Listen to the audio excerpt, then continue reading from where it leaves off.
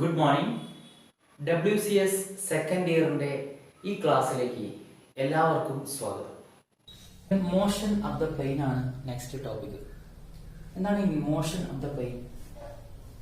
അതായത് പ്ലെയിനിന്റെ മുകളിൽ ഉണ്ടാകുന്ന മോഷൻ, അതായത് പ്ലെയിനിന്റെ മുകളിൽ മോഷനിലേക്ക് ആ വസ്തു കടക്കാൻ പോവുകയാണ്, അതാണ് ഉദ്ദേശിക്കുന്നത്. നിങ്ങൾക്ക് കാണാം, ഇവിടെ ഒരു ഇൻക്ലൈൻഡ് പ്ലെയിൻ കാണിച്ചിരിക്കുന്നു.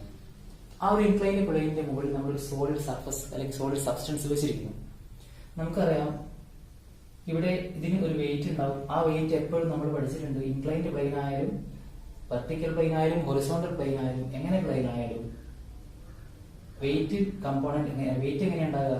വെയിറ്റ് നേരെ താഴോട്ടാണ് ആക്ട് ചെയ്യുക. അപ്പോൾ ആദ്യം നിങ്ങളത് വരയ്ക്കാൻ പഠിക്കുക. ഇത് ഇൻക്ലൈൻഡ് പ്ലെയിൻ ആയാലും താഴോട്ടാണ്, ഹൊറിസോണ്ടൽ പ്ലെയിൻ ആയാലും താഴോട്ട് തന്നെ.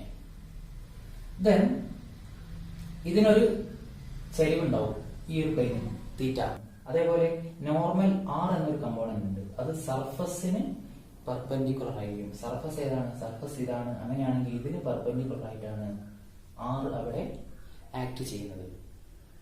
ദെൻ സപ്പോസ് തീറ്റ എന്ന ആംഗിൾ ഫൈനേക്കാളും കൂടുകയാണ്. അതിന്റെ അർത്ഥം ആംഗിൾ ഓഫ് ഫ്രിക്ഷനേക്കാളും ആംഗിൾ ഓഫ് റീപോസ് കൂടുകയാണെങ്കിൽ ആ ബോഡി എന്താകാൻ തുടങ്ങും? സ്ലൈഡ് ചെയ്യാൻ തുടങ്ങും. അതായത് താഴോട്ട് മോഷനിലേക്ക് പോകാനുള്ള ടെൻഡൻസി ഉണ്ടാവും. ആംഗിൾ ഓഫ് റീപോസ് കുറയുകയാണെങ്കിൽ ആ ബോഡി എന്തിലായിരിക്കും? റെസ്റ്റിലായിരിക്കും. അതാണ് നിങ്ങൾ മനസ്സിലാക്കേണ്ടത്. അപ്പോൾ ഇവിടെ പറയുന്നത് angle of repose theta angle of ഫ്രിക്ഷനേക്കാളും കൂടുകയാണെങ്കിൽ ആ ബോഡി എന്ത് ചെയ്യുന്നു? സ്ലൈഡ് ചെയ്യുന്നു. അപ്പൊ ആ ഒരു സമയത്ത് നമ്മളൊരു ഫോഴ്സ് ടോപ്പിലേക്ക് കൊടുത്താൽ മാത്രമേ ഇതെന്ത് ചെയ്യാവൂ? സ്ലൈഡ് ആകാതിരിക്കൂ. അപ്പൊ നമ്മളൊരു ഫോഴ്സ് തീറ്റ കൂടുന്നതനുസരിച്ച് നമുക്ക് ഒരു ഫോഴ്സ് അങ്ങോട്ട് തള്ളി പിടിക്കേണ്ടി വരും. സ്ലൈഡ് ആകാൻ പോകുന്ന സമയത്ത് തള്ളി പിടിച്ചാൽ മാത്രമേ ബോഡി ഉണ്ടാവൂ അവിടെ നീങ്ങാതിരിക്കൂ, അല്ലെങ്കിൽ സ്ലൈഡ് ചെയ്യാതിരിക്കൂ. അപ്പൊ നമ്മൾ എന്ത് ചെയ്യുന്നു? ഒരു ഫോഴ്സ് പി അങ്ങോട്ട് കൊടുക്കുന്നു. അപ്പൊ നമ്മൾ കൊടുക്കുന്ന ഫോഴ്സ് അങ്ങോട്ടാണെങ്കിൽ ഫ്രിക്ഷൻ എങ്ങോട്ടായിരിക്കും? ആ കൊടുക്കുന്ന ഫോഴ്സിന്റെ നേരെ ഓപ്പോസിറ്റ് ഡയറക്ഷൻ ആയിരിക്കും. അപ്പൊ ഫ്രിക്ഷൻ ഇവിടെ ഉണ്ടാവുന്നു. ഈ ഒരു സർഫസിന് ഹൊറിസോണ്ടൽ ആയിട്ടും വെർട്ടിക്കൽ ആയിട്ടും വരുന്ന എല്ലാ ഫോഴ്സിനെയും നമുക്കൊന്ന് എന്ത് ചെയ്യണം? കമ്പയർ ചെയ്യണം. അതിനു വേണ്ടിയിട്ട് നമുക്ക് ആദ്യം W നോക്കുന്നു. W ഈ ഒരു ഇൻക്ലൈൻഡ് സർഫസിനും പെർപെൻഡിക്കുലറുമല്ല, ഹൊറിസോണ്ടലുമല്ല, അല്ലെങ്കിൽ പാരലലുമല്ല, പെർപെൻഡിക്കുലറുമല്ല. അങ്ങനെയെങ്കിൽ ഇതിനെ പാരലലും പെർപെൻഡിക്കുലറും ആക്കി മാറ്റണം. അതെങ്ങനെയാണ്? ഒരു ലൈന്, ആ ഒരു ലൈനിനെ രണ്ട് കമ്പോണന്റ് ആക്കി നമുക്ക് എപ്പോഴും മാറ്റാൻ സാധിക്കുന്നു. എങ്ങനെ? ആ ലൈൻ സ്റ്റാർട്ട് ചെയ്യുന്ന ആ പോയിന്റിൽ നിന്ന് രണ്ട് ലൈനുകൾ, ആ രണ്ട് ലൈനുകളിൽ തമ്മിലുള്ള ആംഗിൾ 90 ഡിഗ്രി വരുന്ന വിധത്തിൽ നമ്മൾ വരച്ചാൽ മതി. അപ്പോൾ ഇങ്ങനെയാണ് എന്ത് ചെയ്യുന്നത്? രണ്ട് കമ്പോണന്റ് ആക്കി നമ്മൾ മാറ്റുന്നത്. അങ്ങനെയെങ്കിൽ ഈ ആംഗിൾ ആണ് ഇവിടെ തീറ്റ ആയിട്ട് വരുന്നത്. ഇത് തീറ്റയാണെങ്കിൽ തീറ്റയോട് അടുത്ത കമ്പോണന്റിനെ എന്ത് പറയുന്നു? W cos തീറ്റ എന്ന് പറയുന്നു. തീറ്റ അല്ലാത്ത ആംഗിളിലെ ആ വശത്തുള്ള കമ്പോണന്റിനെ W sin തീറ്റ എന്ന് പറയുന്നു. അങ്ങനെയെങ്കിൽ ഈ W sin തീറ്റ ഇവിടെ വരുന്നു, W cos തീറ്റ ഇവിടെ വരുന്നു. ഇതിന് പെർപെൻഡിക്കുലർ ആയിട്ട് മറ്റൊരു കമ്പോണന്റ് ആയിട്ട് ഇവിടെ ആക്ട് ചെയ്യുന്നു. ഇനി ചെയ്യേണ്ട കാര്യം, body is at the point of motion of the plain ആണ്. അതായത് ബോഡി റെസ്റ്റിലുമല്ല, മോഷനിലേക്ക് സ്റ്റാർട്ട് ചെയ്യാൻ പോകുന്ന ആ പോയിന്റ് ഒരു പ്രത്യേകത ഉണ്ട്. ഓപ്പോസിറ്റ് വശങ്ങളിലുള്ള ലോഡുകൾ അല്ലെങ്കിൽ ഫോഴ്സുകളൊക്കെ എന്തായിരിക്കും? തുല്യമായിരിക്കും. അപ്പൊ നമുക്ക് ആദ്യം ഈ ഒരു ഇൻക്ലൈൻഡ് സർഫസിന് പാരലായിട്ട് വരുന്ന ഫോഴ്സുകൾ എടുക്കാം. വലത്തോട്ട് പോകുന്ന ഫോഴ്സ് P ആണ്. അപ്പൊ അതിന് ഈക്വേഷൻ ചെയ്യുന്നത് അതിന്റെ ഓപ്പോസിറ്റ് ഡയറക്ഷനിലുള്ള ഫോഴ്സുകളാണ്.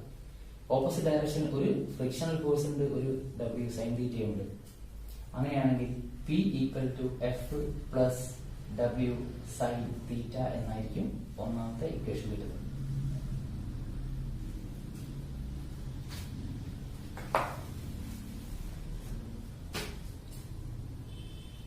ഈ ഒരു ഇൻക്ലൈൻഡ് സർഫസിന് പാരലായിട്ട് പോകുന്ന ഫോഴ്സുകളെ നമ്മൾ ആദ്യം എന്ത് ചെയ്യുന്നു?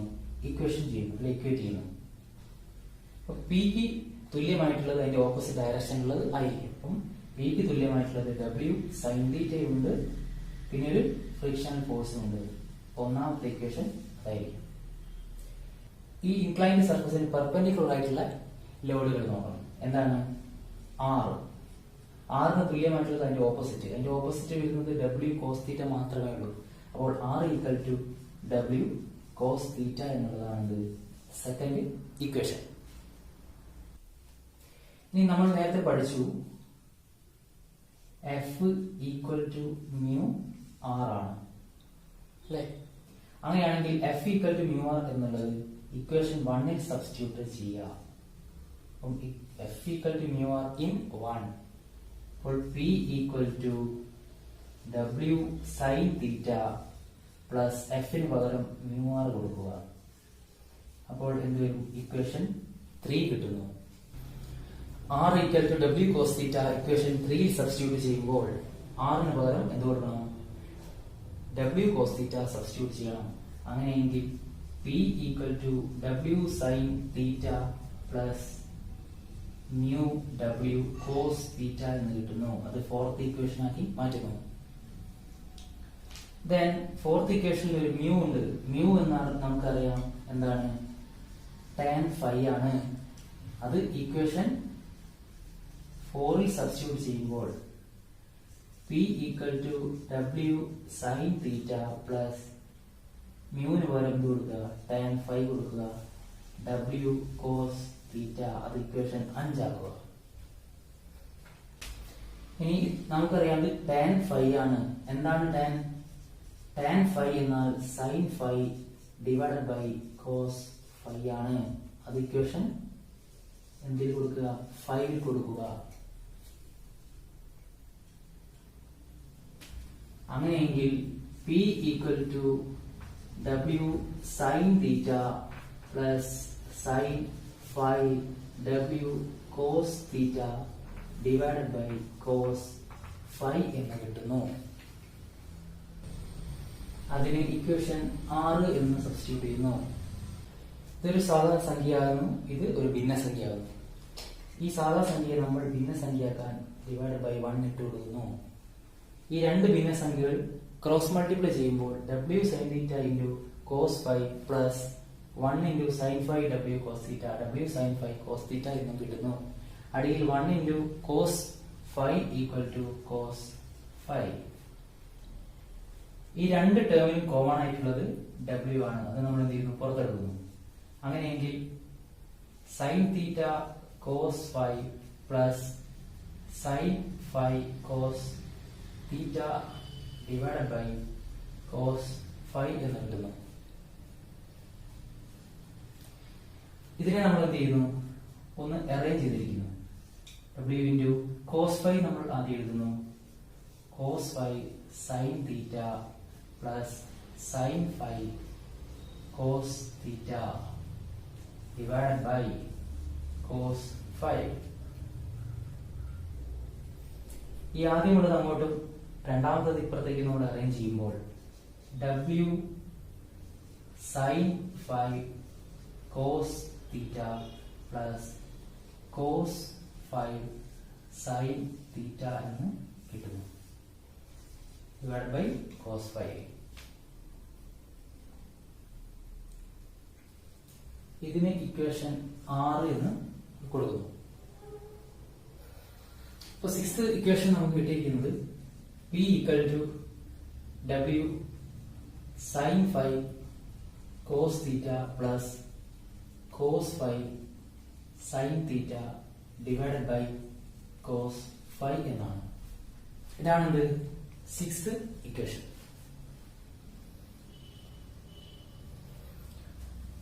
ഇനി നിങ്ങൾ നോക്കേണ്ട കാര്യം ഈ ഡബ്ല്യു കഴിഞ്ഞിട്ടുള്ള കംപ്ലീറ്റ് ടേംസ് നോക്കാം.